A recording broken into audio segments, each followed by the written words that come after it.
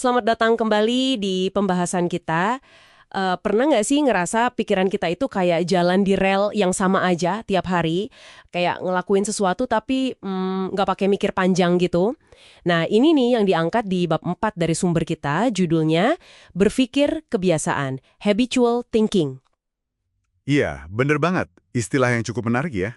Nah, hari ini kita bakal coba bedah bareng-bareng bab ini. Kita lihat definisinya apa, terus kenapa sih otak kita kok seneng banget sama cara mikir begini, apa untungnya, dan nah ini penting, apa jebakannya. Kita kupas ya berdasarkan materi ini. Oke, jadi intinya apa sih berpikir kebiasaan ini menurut sumbernya? Jadi, intinya tuh ini cara mikir yang polanya ngulang terus. Udah teratur dan nempel banget sama masa lalu kita. Pikiran-pikiran yang muncul tuh perasaannya udah kenal banget, bikin nyaman, bikin ngerasa nyambung gitu. Jadi kayak autopilot gitu ya? Nah, bisa dibilang gitu. Sumber ini juga nekenin, ini tuh bukan pikiran yang baru atau orisinal. Lebih kayak, gema aja gitu. Salinan dari pikiran sebelumnya. Ini mode default otak kita lah. Katanya sih, sebagian besar pikiran kita tiap hari, ya modelnya gini, kebiasaan. Dan sumbernya macam-macam ya berarti? Pengalaman pribadi kita, entah itu sukses atau gagal, terus didikan keluarga, lingkungan sosial, budaya. Iya, norma-norma gitu ya. Betul. Bahkan profesi, pendidikan, itu semua ngebentuk ya. Cara kita mandang mana benar, mana salah, apa yang penting. Bahkan kita nih siapa sih sebenarnya? Lengkap banget. Tapi, yang menarik nih, sumber ini juga bilang kalau ini tuh nggak selalu jelek loh. Ada fungsi pentingnya juga. Oh ya, apa tuh untungnya? Pertama, ini efisien banget. Efisien? Oke. Otak jadi nggak boros energi. Mikirin hal yang udah dikenal kan lebih gampang. Nggak perlu proses ulang dari nol. Kayak, Anda masak resep andalan deh, hampir otomatis kan? Iya sih, nggak perlu lihat contekan lagi. Hemat tenaga mikir ya. Nah, persis. Hemat energi mental. Itu yang pertama. Terus yang kedua, ini bikin kita cepat. Cepat? Maksudnya? Ya, kalau situasinya udah familiar, kita bisa langsung ambil tindakan. Nggak perlu analisis bertele-tele lagi. Ingat contoh teka-teki di bab 2 itu. Oh iya iya, yang kalau polanya udah ketebak, solusinya langsung ketemu gitu ya? Nah, itu dia. Selain itu, ini bikin kita jadi andal dan bisa diprediksi. Andal. Iya, perilaku kita jadi konsisten. Orang lain, entah teman kerja, keluarga, jadi bisa ngandelin kita. Mereka tahulah kira-kira kita bakal gimana, dan ini kan biasanya dihargai ya di masyarakat. Betul-betul. Bisa diandalkan itu penting. Terakhir, ini ngebantu kita ngebentuk identitas yang stabil. Jadi ngerasa punya kontrol, lebih pede, tenang. Ngurangin cemas juga karena nggak pasti. Oke, jadi ringkasnya, hemat waktu, hemat energi, bantu kita jadi ahli di sesuatu, bikin kita bisa diandalkan. Masuk akal sih kenapa ini penting. Ya, secara evolusi mungkin ini bantu kita bertahan hidup juga ya. Kedengarnya bagus semua ya, tapi biasanya kalau ada bagusnya, ada juga sisi lainnya kan? Sumber ini pasti bahas juga dong jebakannya. Nah, ini dia intinya. Ada dua masalah utama yang diangkat sumber ini. Dan dua-duanya akarnya ya di masa lalu itu. Oke, apa aja tuh? Pertama, berpikir kebiasaan ini bisa membatasi variasi dan pilihan kita. Jadi kayak kekunci gitu loh di cara pandang atau solusi yang lama. Maksudnya kekunci gimana? Karena udah nyaman sama jalur lama itu. Akses ke inovasi jadi terbatas.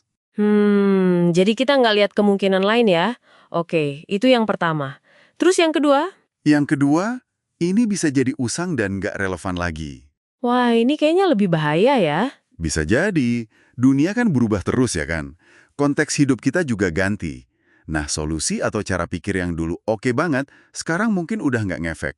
Atau malah, bikin rugi. Ada contohnya nggak di sumber itu? Ada. Misalnya, respons kabur kalau dibully waktu kecil. Mungkin dulu nolong. Tapi kalau udah dewasa, respons yang sama mungkin malah bikin masalah baru. Atau dulu mikirnya pokoknya kerja gaji gede itu paling penting. Tapi sekarang mungkin prioritasnya udah beda. Pengen seimbang hidupnya, tapi pola pikir lama masih jalan terus. Ah, iya. Contoh soal eksekutif yang finansialnya udah aman banget, tapi tetap cemas soal uang itu juga ngena banget ya.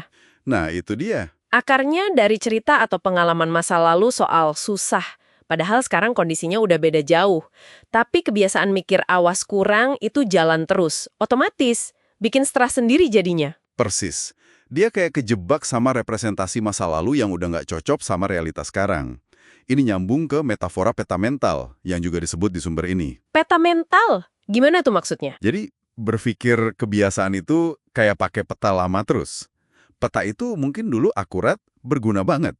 Tapi seiring waktu, wilayahnya atau realitas sebenarnya itu udah berubah. Bahayanya kalau kita lupa. Kalau kita nganggap peta itu ya sama persis kayak wilayahnya. Kita jadi nggak lihat kondisi asli sekarang, nggak lihat peluang baru.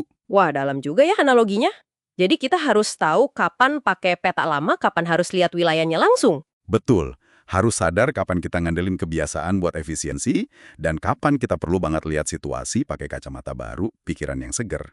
Ini kayaknya jembatan ke pembahasan berpikir bebas di bab selanjutnya ya. Oh, oke. Jadi, kesimpulannya nih, berpikir kebiasaan itu kayak pedang bermata dua ya. Alat bantu efisiensi otak yang oke banget, bikin stabil, tapi kalau nggak hati-hati bisa jadi penjara juga. Iya, dia ngebentuk rutinitas, identitas kita, cara kita lihat dunia. Tapi di sisi lainnya itu tadi, bisa ngebatasin potensi kita. Bikin kita nyangkut di masa lalu. Ini jadi bahan refleksi buat kita semua nih kayaknya. Betul. Coba deh perhatiin pola pikir kita sendiri. Seberapa sering sih kita jalan pakai autopilot? Kebiasaan mikir kita sekarang ini masih bener-bener bantu kita nggak sih?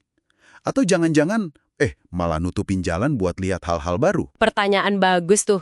Dan mungkin sebagai penutup ya, satu lagi buat direnungkan.